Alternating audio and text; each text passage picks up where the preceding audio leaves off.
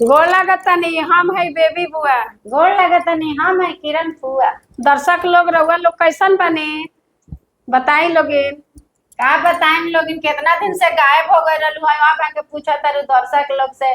दर्शक लोग बहुत दिन से इंतजार करत रहल। अब आइल बाड़ू तो अब अपन गाना भजन शुरू करो। अच्छा तो कोनो बात ना, इंतजार के फल मीठा होला। इंतजार दर्शक लोग कइल तो और अच्छा ना बा, और अच्छा वहाँ लोग के मीठा मीठा भजन सुनाओ जाई, दर्शक लोग खुश हो जाइलो, खुश होकर हमनी के लाइक सब्सक्राइब करिलो।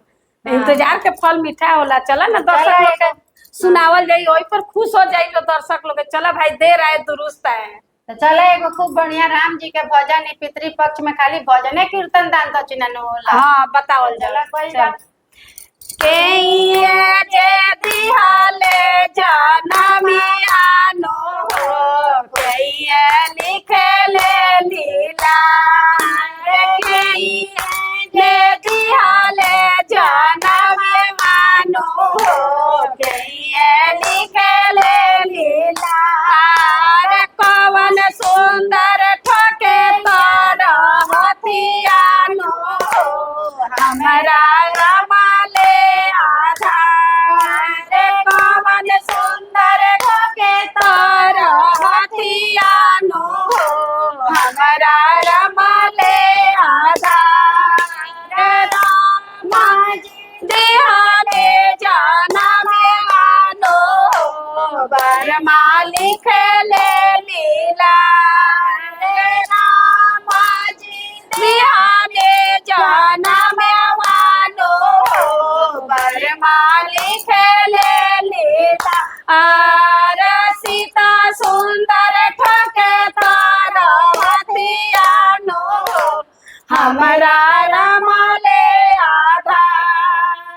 सीता सुंदर ठोके तार हथियानो हो, हमरा रमाले आधार। कइये जे दिहाले जनमियानो हो, कइये लिखले लीला। कइये जे दिहाले जनमियानो हो, कइये लिखले लीला। सुना सुना सीता मोर भौजियानो हो, सुना बचना हमार। सुना सुना सीता मोर भौजियानो हो, सुना बचना हमार।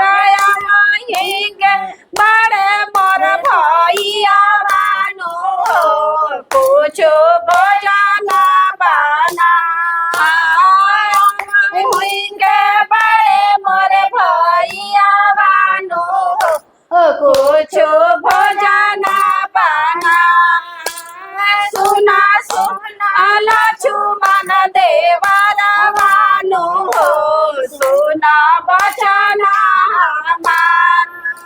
सुना सुना लक्ष्मण देवरा बानो हो, सुना बचना हमार। तो भैया मेरा रसियानो हो, कतो जाई है भोरा तोहर भैया मेरा रसियानो हो, कतो जाई है लोभा।